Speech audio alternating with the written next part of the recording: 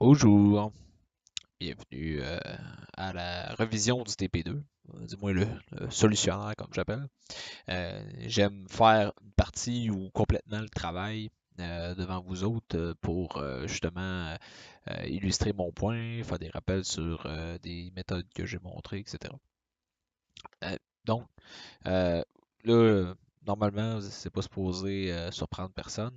J'ai fait mon setup avec les planes, dans le fond. J'ai pris mon choix à moi, parce que quand même, je me suis donné la liberté de choisir, là. J'ai regardé les croquis, surtout ici, les thumbnails. Puis j'ai choisi celui-là, je trouvais que la shape était le fun. Puis toute la kit. Pourquoi j'ai choisi les thumbnails? En fait, c'est pas compliqué. C'est qu'étant donné que je suis allé dans l'interprétation, euh, je me suis aidé en me disant que j'allais trouver quelque chose que j'allais pouvoir modéliser rapidement, puis j'allais pouvoir détailler aussi à ma guise en utilisant un petit peu plus mon imagination. Puis c'est ça l'une des forces de ZBrush, c'est ça, c'est pas tant de refaire exactement des plans, c'est surtout en fait de pouvoir travailler librement avec des brushes ou des formes particulières qu'on étampe un peu partout. Donc, je vais partir là-dessus. Là, je vais juste refaire ce que j'ai déjà fait, ce que vous m'avez déjà vu faire aussi, ce que je me suis probablement déjà enregistré. C'est l'espèce de calcage de début. Je ne m'enregistrerai pas nécessairement à le faire au complet. Je vais sûrement skipper une petite portion.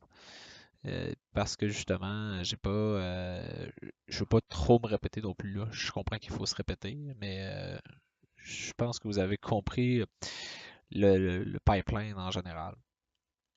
Je vais juste le refaire rapidement. Fait que ça ici, je vais aller me chercher un matériel dans le fond en opacité aussi, là, juste pour m'aider. Je vais mettre à 50%, puis je vais mettre une couleur quand même assez vive, mais reposante et calme à la fois. Donc, je vais y aller avec un bleu. Voilà, comme ça. Merveilleux. Puis, je vais aller l'afficher sur mon matériel. Là. Je suis en réalistique, je vais le mettre en shaded. Ça va être plus facile. Comme ça. Puis, je vais aller connecter. J'essaie en même temps de prédire ça va être quoi la topologie générale de mon véhicule. Euh, Parce que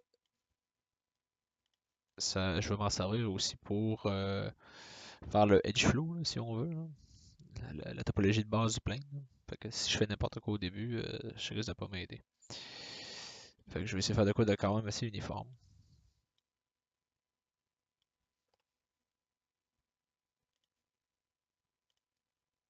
Donc, toujours les edge extrude.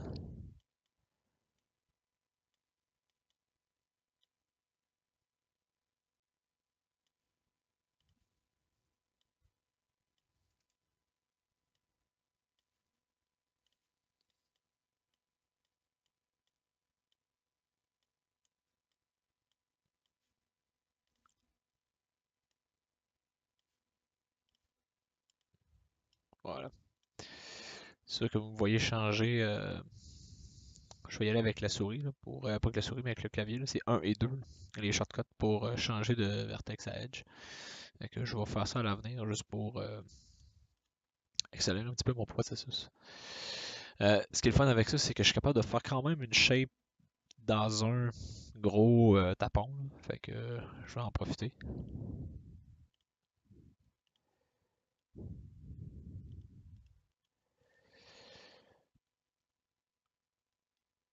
Je peux soit faire un extrude, mais je ne ferai pas d'extrude. Je vais dessiner le edge flow à côté. Puis je vais juste aller faire sortir la forme.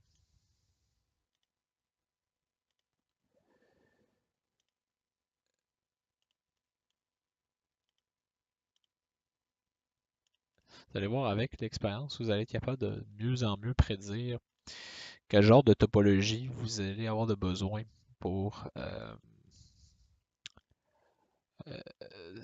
refaire faire la surface, mettons, si on veut, des modèles ou donner du volume facilement en manipulant des edges. Parce qu'une fois que toute la découpe est faite, c'est comme un peu.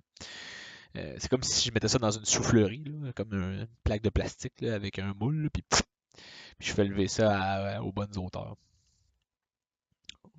Ça me fait penser, peut-être que je vous montrerai, c'est une technologie utilisée par le cinéma pour faire des props sur des plateaux de tournage.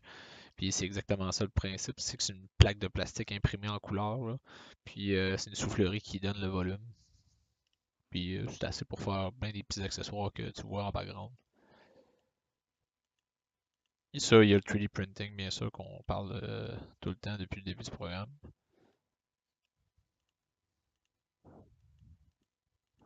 Merveilleux. C'est ici, ça va être drawing en cover. Moi, personnellement, c'est vraiment ma technique préférée là, pour faire des véhicules où c'est d'utiliser un plan seulement, puis de tailler, puis d'aller interpréter là, la, la forme en 3D, là, pas juste tu sais, reproduire. Là. J'avais laissé la reproduction aux gens parce que c'est pas nécessairement tout le monde qui ont l'imagination pour le faire.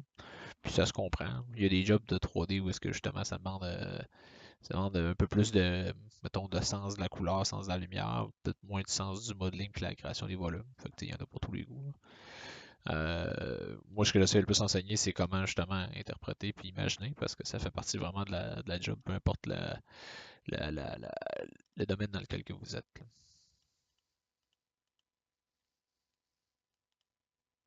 Hop.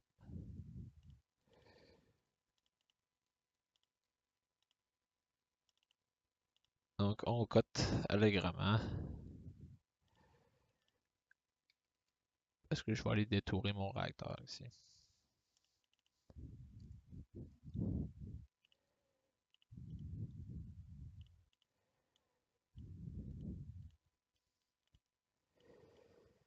Comme ça.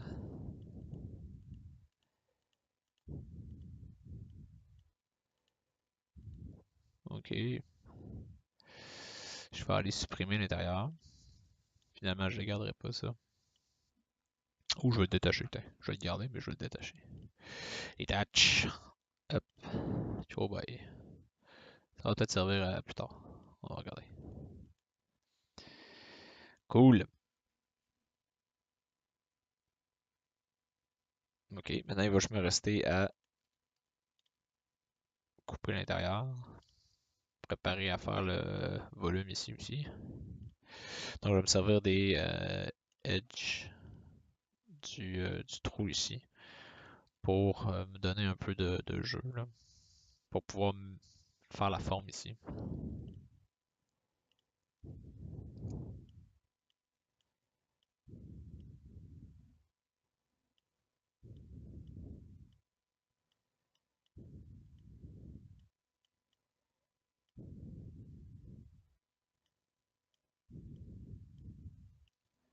Ça.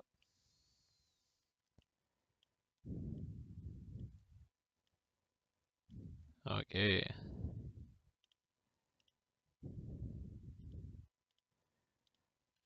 C'est tout. Bon.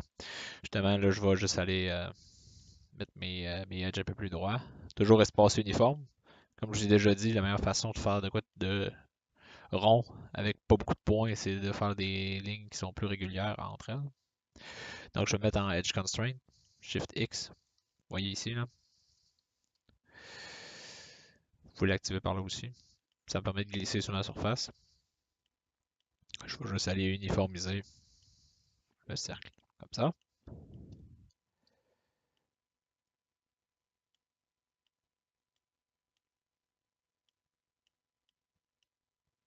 OK.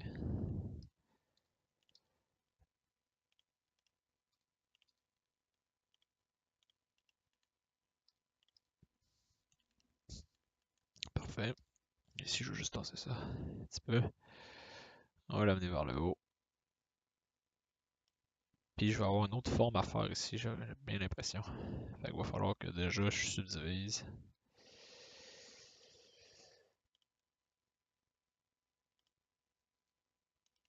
Comme ça. Ça, je vais regarder comment je l'interprète. C'est comme un petit embossé, mais ça s'enfonce dans cette section-là ici. Fait que je vais la couper, puis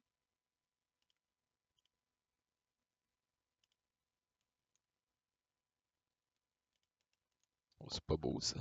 Fait que je vais reviser la section ici.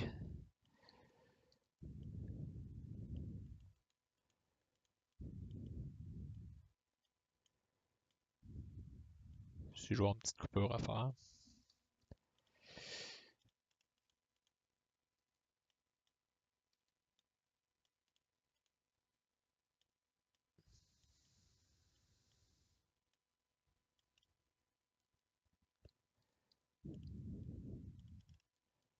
Hop, ok.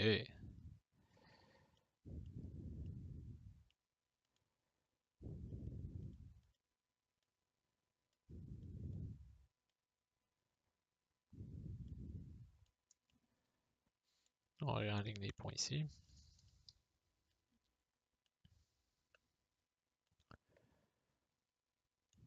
Je vais juste avancer le long, donner comme du moins la base de la fusée.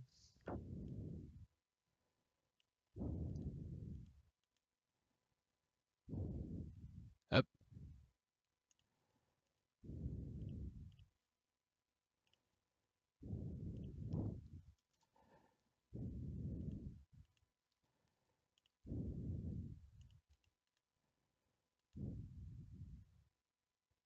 c'est ici, on continue en quad. Vous voyez, je laisse jamais les. Tu sais, oui, j'en fais des triangles, mais je les résous au fur et à mesure. Là. Je laisse pas ça traîner, je laisse pas ça trop s'accumuler non plus. Là.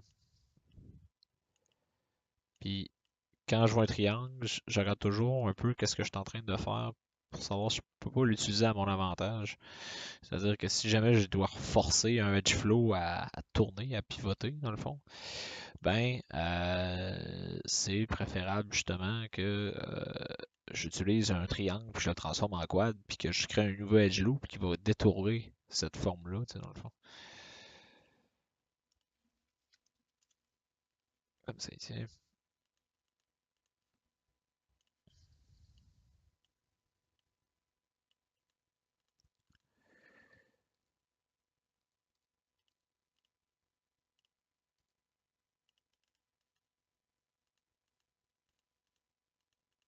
Comme ça.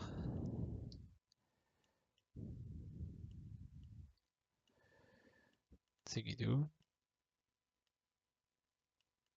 Ça va être à surveiller, cette jonction-là. On va se mettre une petite symétrie pour voir comment ça se passe.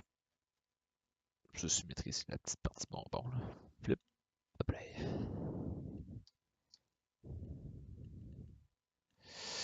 Ok.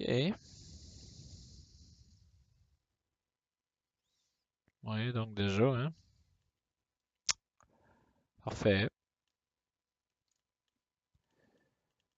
Maintenant, ce que je vais faire, je vais décocher la symétrie, ou du moins je vais la désactiver, puis là, je vais commencer à lever la structure. Ça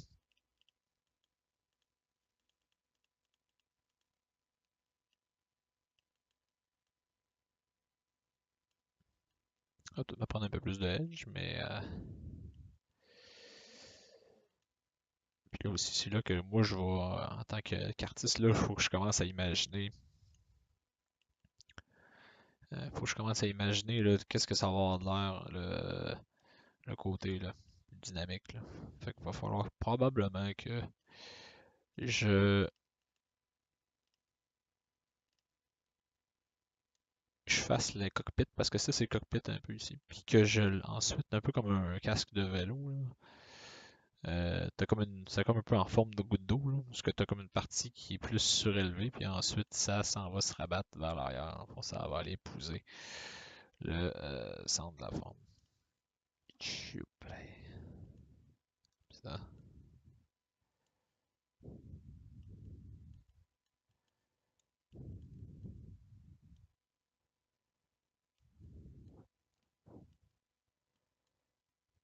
ça,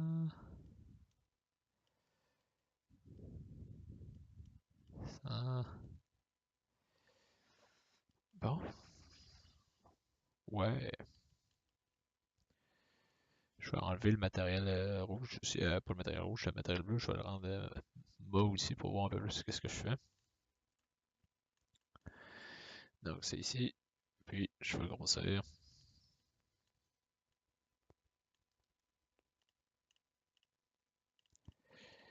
Ça va être le temps de donner l'épaisseur au reste.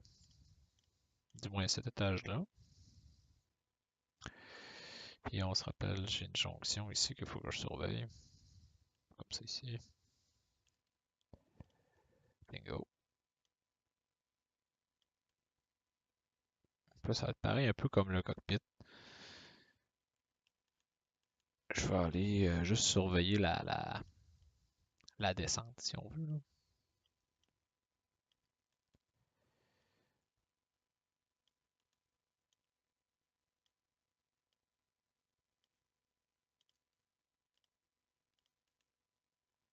Je vais juste aller l'ajuster. Puis peut-être que justement. Oui, c'est ça, cette section-là va avoir un petit peu plus de volume. Fait que je vais juste le descendre ici, comme ça. Puis il va peut-être falloir que je commence à faire un premier coupure, tu sais, post découpage 2D. Là. Ah ouais, je vais y revenir. Ok, ensuite, par la suite, je vais faire l'opération contraire. Je vais aller sélectionner les bordures ici. Hop. Puis, je vais commencer à descendre. Mis à part le centre, bien sûr, de mon modeling. Donc, conversion de sélection de border à edge.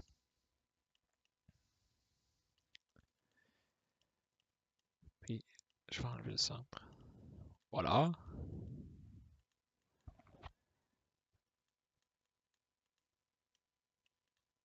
Puis, je vais descendre ma section du bas. Ici, comme ça.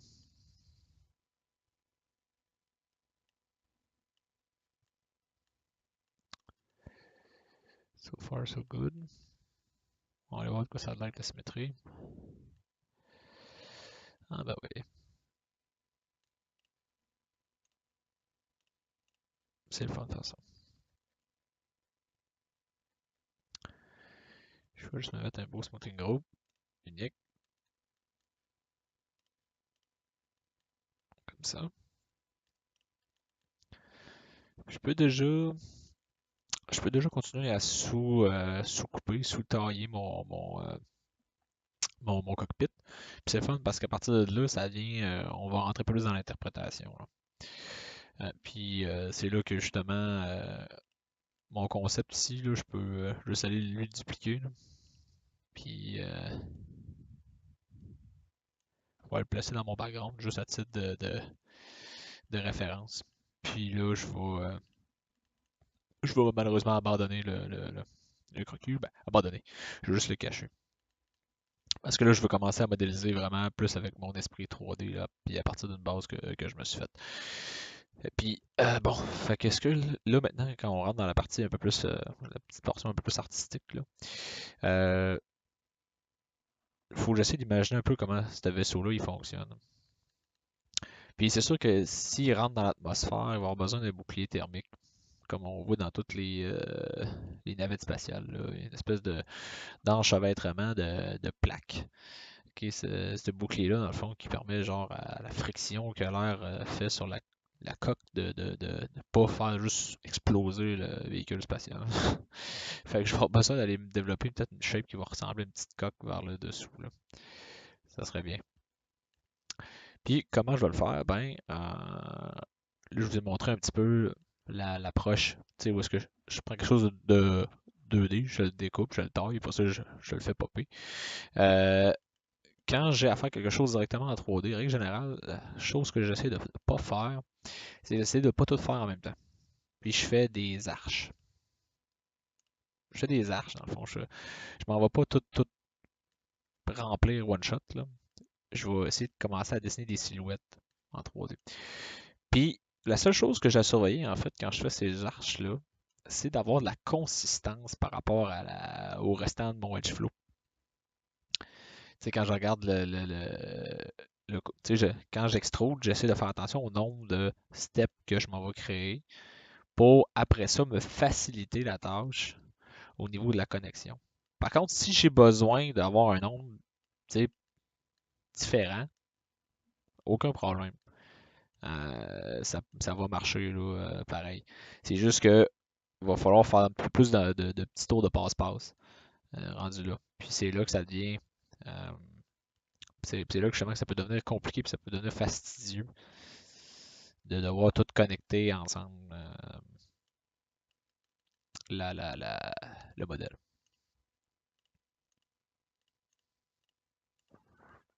C'est ici.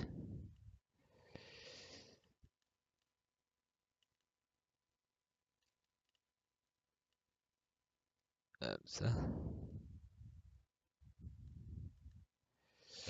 Puis je suis pas mal sûr que juste une petite affaire de même, étant donné que je l'ai de côté comme ça, là, je vais aller me chercher, je vais aller me créer un FFD box. Ça, c'est quelque chose que j'aime beaucoup pour donner de la shape à mes objets, même mes objets hard surface, là. Ça fait vraiment un bon travail au niveau, genre, justement, des proportions générales que je peux aller modifier. Comme là, tu sais, j'ai encore un peu, j'ai encore un peu entre, entre guillemets, les stigmates, en fait, de mon espèce de calque 2D que j'ai fait. Fait que là, tu sais, tranquillement, pas vite, j'ai juste allé essayer de commencer à donner un peu de dynamisme là, avec le FFD Box, ça peut vite devenir intéressant. Puis essayer aussi d'y donner une espèce de twist là,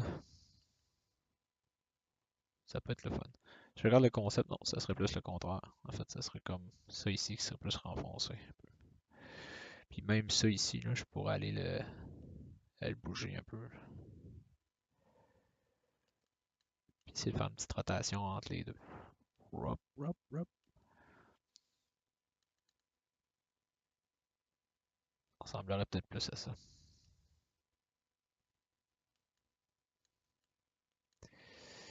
C'est sûr aussi, il va y avoir les réacteurs qui vont jouer dans la silhouette, là. Mais c'est toujours un petit exercice le fun à faire, ça. Vous voyez, là. J'ai juste à lui donner un peu plus de volume, là. Yep. Puis ça n'a pas brisé rien, là. C'est ça qui est le fun avec cette méthode-là. Ok, fait que je vais continuer à créer ce qui serait le bouclier thermique de l'avion.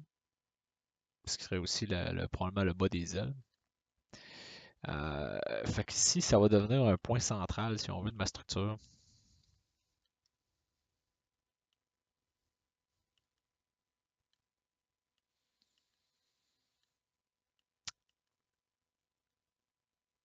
Je vais aller chercher une portion plus basse, parce que c'est le moteur qui est là, puis il y a du carburant, des choses du genre. Peut-être que ça va avoir tendance à aller un peu plus vers le bas. C'est ici, ouais. Ok. Si je vais me faire deux steps, où les moteurs, ça va avoir tendance à monter. Hop. Parce que de toute façon, les moteurs, eux autres, vont occuper une une portion du volume, là. Ça, je vais les faire à part. Je suis pas sûr que je vais m'enregistrer les faire. Vous allez plus probablement le constater. Parce que je veux m'enregistrer, faire de la job de ZBrush. C'est aussi ça mon but. Je veux juste vous rappeler un peu mes méthodes de travail là, au niveau de Max. Parce que c'est quand même essentiel là, pour vous autres. Là. Surtout pour les artistes 3D en général, parce que vous n'avez pas tant de personnages à faire, il n'y a pas tant de. Il y en a du ZBrush à faire, mais il est moins essentiel que savoir faire par exemple des véhicules ou des armes ou des trucs qui sont justement un peu plus accessoires puis aussi sujet de vente. Là. Pas dit que vous participez pas à une publicité de char puis il faut modéliser le char ou vous avez des plans des chars puis vous devez les refaire en 3D quand même, que ce soit crédible. Là. Fait que là, vous voyez, dans le fond, là, ici, je me fais un croisement en passant. C'est que je me fais une silhouette, puis après ça, je vais aller remplir cette silhouette-là. Je peux même la faire de face, mais la silhouette est déjà présente. Là. Fait que je vais aller me faire un croisement ici. Je vais aller commencer à penser aussi à faire mon dessous d'elle.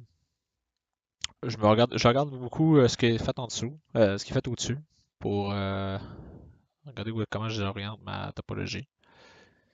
C'est déjà un bon indice. Ici, je sais que je vais probablement devoir faire un petit connect. C'est correct. Comme ça. Puis, je vais aller le rendre un peu plus droit. En gardant Shift X enfoncé. Comme ça ici. merveilleux. Je vais arrêter le vidéo là.